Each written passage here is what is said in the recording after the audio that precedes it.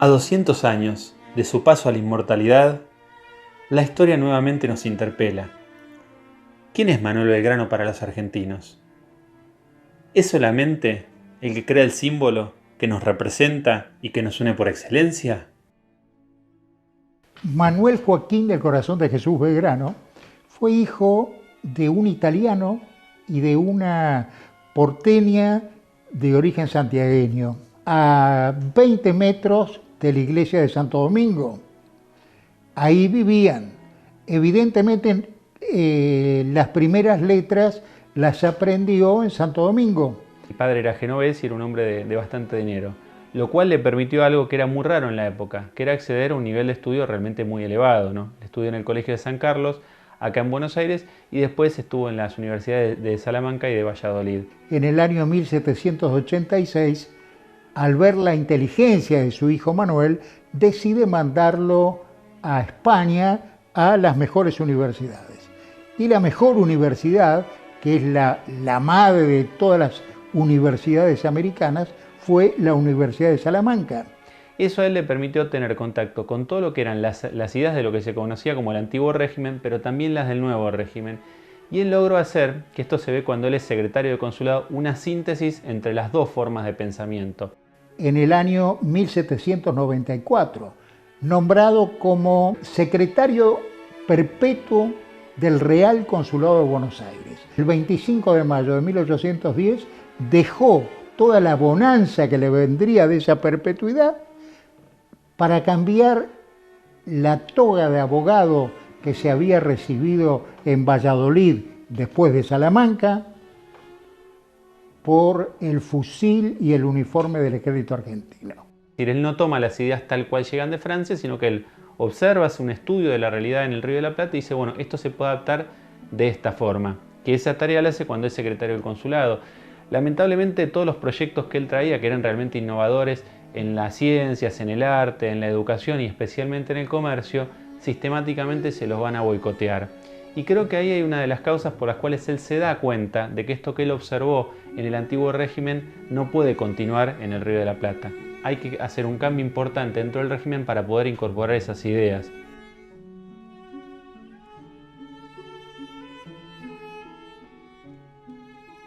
En 1806 y 1807 participando en las invasiones inglesas, en la defensa de la ciudad, primero en la Reconquista y después en la defensa. Lo tenemos entre 1807, 1808 y 1810 como parte de lo que se llamaba el Grupo Carlotino, que era un grupo que trataba de traer como regente a Carlota Joaquina, que era la hermana de Fernando VII, casada con el rey de Portugal que estaba en Brasil. La idea era que ella se encargara de una regencia.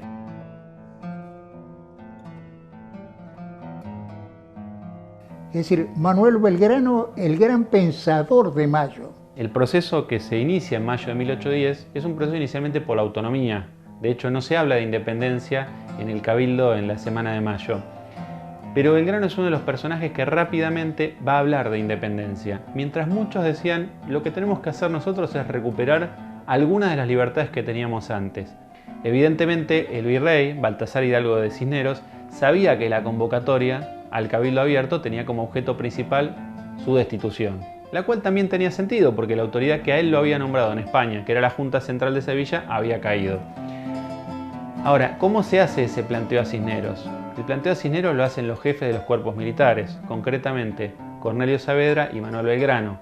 Cornelio Saavedra era el comandante de lo que era la Legión de Patricios, después Regimiento de Patricios, y Manuel Belgrano era oficial de Patricios. Después, durante el Cabildo, también él presenta sus argumentos como abogado que era y como uno de los abogados más capaces que teníamos. Y después como organizador dentro de la Junta Provisional Gubernativa, nuestro primer gobierno patrio, que él actúa como vocal. Rápidamente, como era uno de los hombres más formados, le encargan una comisión que él tiene que cumplir. Y uno lo va a observar. Realmente creo que en ese sentido fue un ejemplo de virtudes cívicas, con una obediencia y con un espíritu de sacrificio excepcional.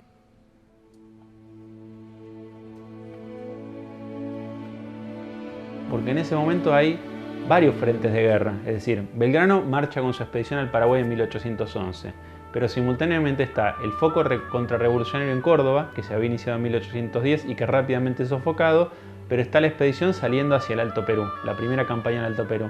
y simultáneamente tenemos un foco de mucho peligro, que es el de Montevideo, que en Montevideo, si bien la campaña encabezada por Artigas se pronuncia a favor de la revolución, la ciudad está en contra. Y eso era muy peligroso porque ahí los realistas tenían una escuadra, la estación naval española en el Río de la Plata estaba en Montevideo, una ciudad que tenía muchísimo armamento y que podía servir también de cabeza de puente para la entrada de tropas portuguesas o de otro lugar y que desde ahí se atacara Buenos Aires. Así que había pocos recursos y por lo menos 3 frentes de guerra. Era un Quijote Manuel Belgrano en ese sentido. Con 700 hombres debía ir a convencer de la revolución a la banda oriental del Uruguay y al Paraguay. Y libra 2 pequeñas batallas, en Paraguarí, otra en Tacuarí, enfrentándose a más de 5.000 hombres. En la correspondencia se queja permanentemente de la falta de recursos, de la falta de apoyo de Buenos Aires, pero Belgrano no se queda en la queja, sino que constantemente busca opciones para dar soluciones. Y ahí yo creo que se destaca el rol de él como organizador. En esa campaña al Paraguay, que sale por pocos hombres, imaginémonos un hombre que tiene que recorrer desde Buenos Aires hasta el Paraguay, lo que es atravesar sin puentes, sin infraestructura, lo que es el territorio entrerriano, correntino, con lluvias, con arroyos, con esteros, cruzar al Paraguay. Cuando a Belgrano le dicen, mire que enfrente tenemos 5.000 hombres y acá nosotros somos 700, y Belgrano dice, da lo mismo morir a los 40 que morir a los 50.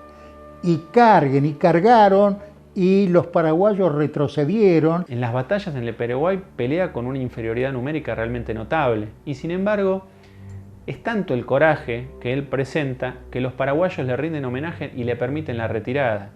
Y él, en el intercambio de correspondencia que tiene con las autoridades del Paraguay, de alguna manera los logra convencer para que estén a favor de la revolución. Y eso hace que el Paraguay, por lo menos, más allá de que se va a manejar en forma autónoma, porque recién en 1842 declara su independencia, por lo menos no es un frente de guerra para la revolución. Digamos que lo que se perdió en el terreno militar, se ganó en el terreno diplomático.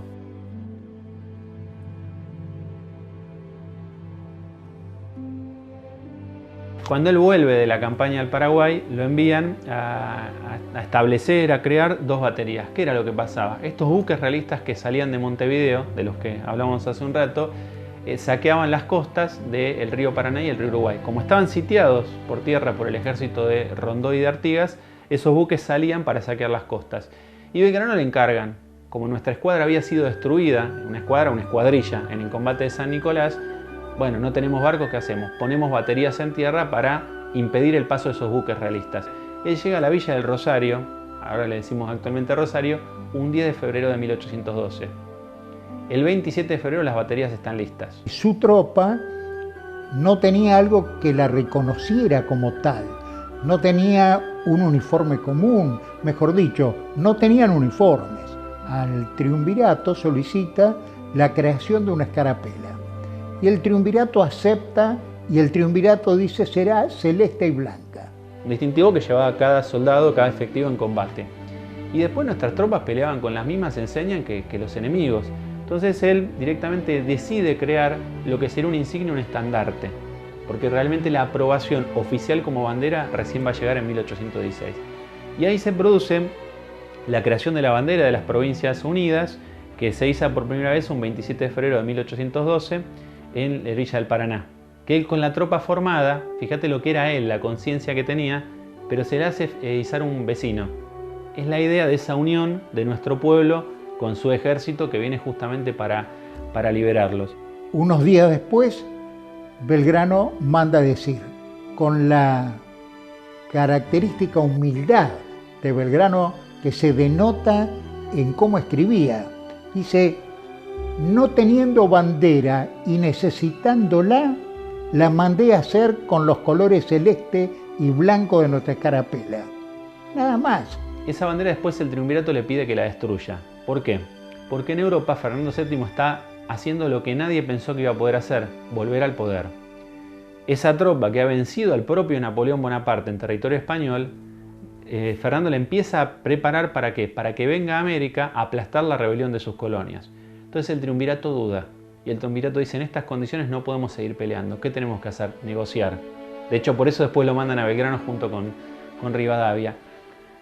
No sabemos qué hizo Belgrano con esa bandera, si la destruyó o no, pero sí sabemos que la continuó. No sabemos si es el original, la bandera original, pero sabemos que él la llevó a Jujuy, que estuvo en Tucumán también, y que después estuvo en la batalla de Vilcapugio y Ayohuma.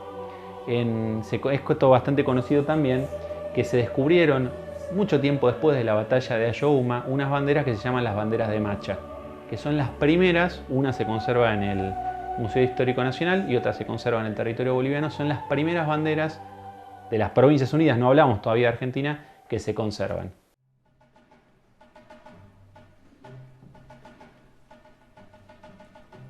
Belgrano llega a Tucumán y se da cuenta que las tropas que tenía no tenían uniforme, no tenían armas, no estaban pagos. Y ahí se vuelve a ver el rol de él como organizador. Es un hombre que recibe un ejército derrotado y destruido, material y moralmente también. Esos hombres habían salido muchos de Buenos Aires, habían llegado bien al norte del actual territorio boliviano, en lo que llamaban el Alto Perú, y los habían vencido. Y habían vuelto muy pocos, sin armamento, sin vestimentas, habiendo marchado kilómetros y kilómetros en zonas de altura, donde se apunaban, se descomponían con mal alimentados, mal vestidos, con frío, con calor, y Belgrano se hace cargo de esa tropa que está en un estado miserable realmente. Lo manda Díaz Vélez a Jujuy a buscar decididos de la patria para sumar a ese ejército. Un ejército desobediente, desordenado, inepto. Belgrano empieza a dar la clara visión del hombre de mando. Y ahí lo que él se encuentra es con un panorama completo de lo que llamaríamos el teatro de operaciones, el lugar donde se va a pelear. Y el ejército que venía lo mandaba un compañero de estudio suyo, un americano, que era Pío Tristán, compañero de él de la universidad, ¿no? De hecho, entre ellos había una relación muy cordial también, pese a que eran circunstancialmente, digamos, enemigos. Y él ahí, cuando está en Jujuy, se da cuenta que con lo que tiene no puede combatir contra los realistas, es imposible.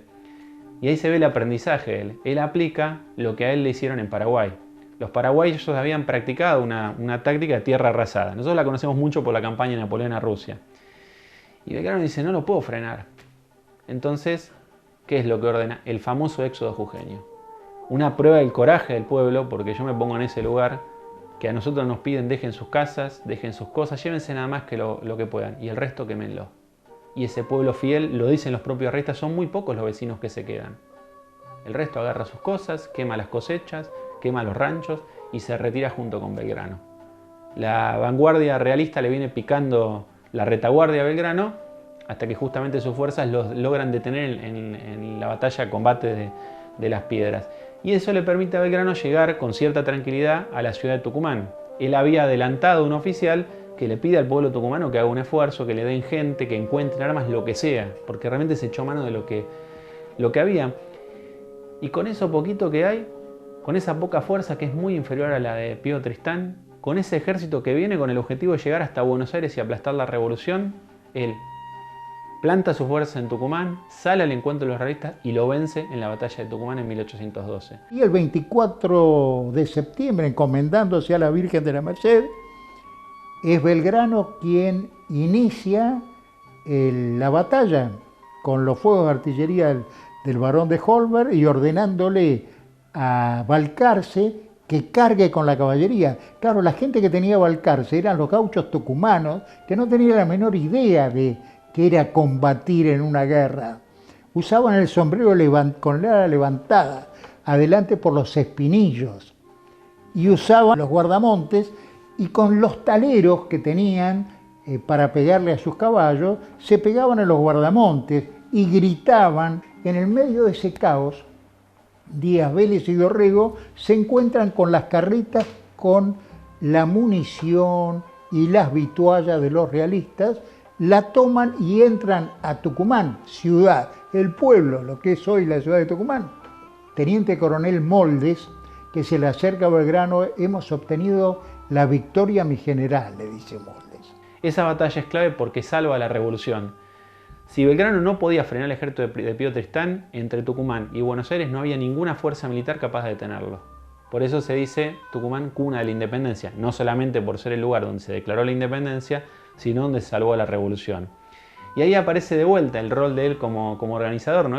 Se cuenta que la gente, como no tenía armas, ataba las puntas de tijera a las cañas directamente. De hecho, la caballería, que es muy importante en la batalla de Tucumán, es una mezcla de fuerzas regulares con milicias, con gauchos armados, con lo que se pudo a mano.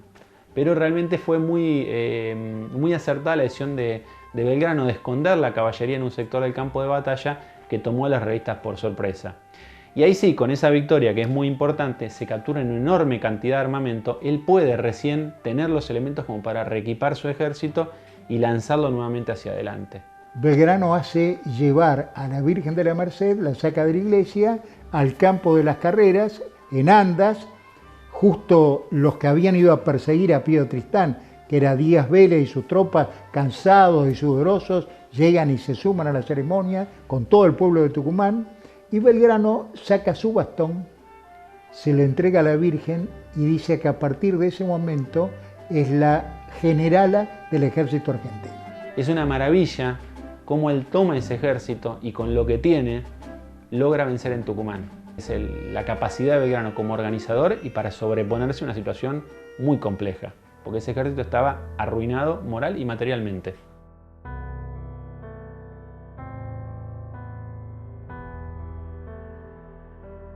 Una vez que se tiene esta noticia en Buenos Aires, es el 8 de octubre que llega la noticia de la victoria de Tucumán, se enarbola la bandera argentina en Buenos Aires, cosa que no había ocurrido antes. Los patricios van al mando de Perdriel, que había sido el segundo jefe cuando Belgrano fue jefe de patricios. Van a apoyar al ejército auxiliar del Perú hacia Tucumán, más otras fuerzas que suman alrededor de 3.000 hombres, y en los primeros días de enero Belgrano se dirige hacia Salta.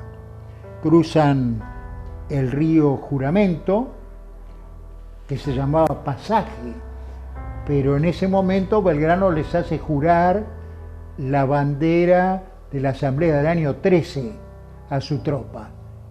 Por eso, en un algarrobo, escribió: a partir de hoy, y luego de este juramento, este río se llama Juramento, en lugar de Pasaje. Y continúa hacia Salta, dispuesto a entrar a Salta por el sur, por el Portezuelo, hasta que un capitán, Apolinario Saravia, le dice en la marcha: ve a mi general, yo pertenezco a la familia Saravia, que tiene el campo en Castañares, al norte de la ciudad de Salta, y hay un atajo por donde usted puede entrar en lugar de entrar por el Portezuelo. Belgrano les toma juramento de que no van a volver a tomar las armas, y le habla y le explica el significado de la revolución, lo quiere sumar a la revolución. Y el día 21, al día siguiente de la batalla, todo el ejército realista, con Pío Tristán a la cabeza, van dejando al pie de la bandera argentina, por primera vez estuvo tremolando ahí en Salta, en la plaza, van dejando los sables, las tercerolas, los tambores, las cornetas, van dejando todo. Cuando Pío Tristán le quiere entregar el sable a Manuel Belgrano, Manuel le dice no y lo abraza. Hombres de bien, caballero de la guerra. Él, después de la victoria de Salta, que se combate primero en lo que eran las afueras de la ciudad, se adentra en el Alto Perú y va a ser derrotado en Vilcapugio y en Ayohuma. Era muy difícil el combate en esa zona, con la altura, con una amplitud térmica muy grande, mal alimentados, mal medicados, mal vestidos. Bueno, eso contribuyó mucho. Por eso San Martín, cuando ve eso, que dice: al Perú, si queremos llegar a Lima, tenemos que entrar por la vía del Océano Pacífico. Por esta vía no lo vamos a lograr. Cuando él se entera de que es San Martín el que se va a hacer cargo del ejército, él le dice en una carta: yo quiero quedarme, yo quiero aprender de usted, aunque usted me ponga como soldado. Y de hecho San Martín lo pide a Belgrano. En Buenos Aires siempre las derrotas se hacen juicios, y la hombría de bien, el coraje de soldado, quedó libre absolutamente de culpa y cargo de Belgrano. Llega a Buenos Aires, Ahí bueno, lo van a procesar, digamos, por la derrota, pero rápidamente le encargan otra misión. En Buenos Aires también entendían lo que era la situación real de la que había pasado Belgrano y lo que él había logrado. Cuando él lo ascienden por las victorias, él rechaza el ascenso. ¿Por qué? Porque dice que el ascenso implicaba que él tenía que tener una escolta y esa escolta iba a ser un gasto mayor para el Estado. Un hombre que se cosía su uniforme. Sabemos que el premio por sus victorias después él lo dona para bibliotecas y para escuelas también. Belgrano es convocado después como diplomático junto con Rivadavia y con Serratea para tratar de hablar con el rey, tratar de frenar la reacción militar que saben que viene de Europa. Y él es cuando él desempeña esa misión, que no tiene éxito finalmente, pero por el cambio de autoridades acá a nivel local, vuelve y justamente viaja hacia Tucumán nuevamente para explicarle al Congreso de Tucumán cuál es la situación, qué es lo que está pasando en Europa. Y es ahí donde él dice, lo que está pasando en Europa es que han vuelto a predominar las monarquías. Si nosotros queremos negociar con esas monarquías, la forma de gobierno que tenemos que adoptar es una monarquía también. La forma de ganar a las masas indígenas del Alto Perú para la revolución, ¿cuál es? Poner un inca, por supuesto iba a ser un nombramiento más nominal, al frente de esa monarquía. Por eso él también es uno de los que impulsa el Congreso de Tucumán. El Congreso de Tucumán estaba bastante parado en marzo. Dudaban esos diputados si declarar la independencia. Y es ahí donde San Martín, a través de los diputados cuyanos, encabezados por Tomás Godoy Cruz y Belgrano, empujan la declaración de independencia. San Martín dice, yo voy a dar la libertad a Chile, ¿en nombre de quién? De las Provincias Unidas, que ni siquiera son todavía independientes. Y es así que el 6 de julio de 1816, en la Casa Histórica de Tucumán, Belgrano hace una exposición que se la llamó secreta ante los 29 diputados de las provincias, nada más que 29. Es un lugar chico, es un lugar como esto. Cuando uno habla de la Casa de Tucumán, el Congreso, no, eran 29 personas, Belgrano emocionado, contando que lo más conveniente y lo que se estilaba y el mejor gobierno que él había observado en Europa era la monarquía atemperada.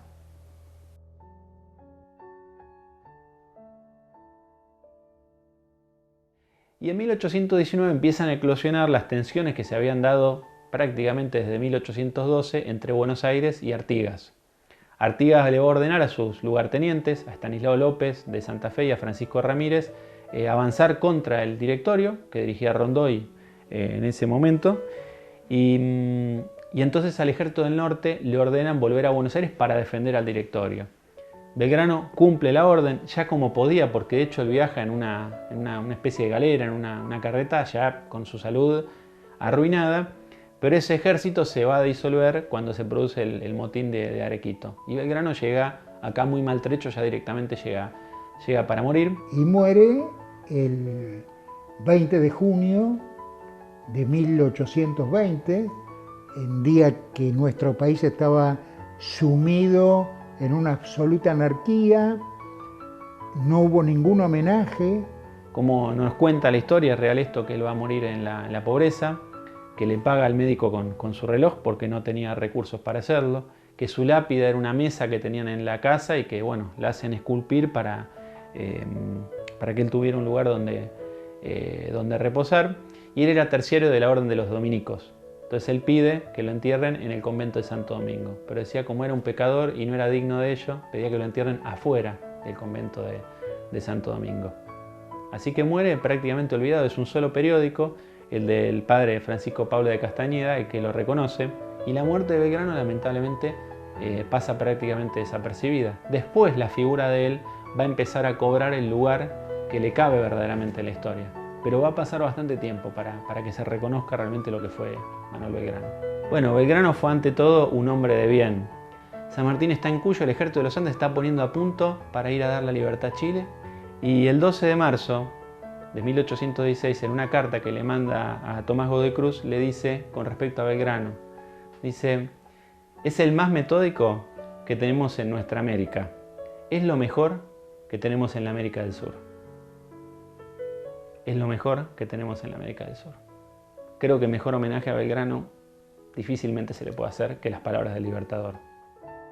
Lo mejor del Belgrano era su espíritu, su fuerza, en un cuerpo débil, en un cuerpo enfermo, pero con una entereza, con una visión clara de lo que quería, una visión de patria, de amor hacia esa patria que lo llevó y lo impulsó en toda su vida.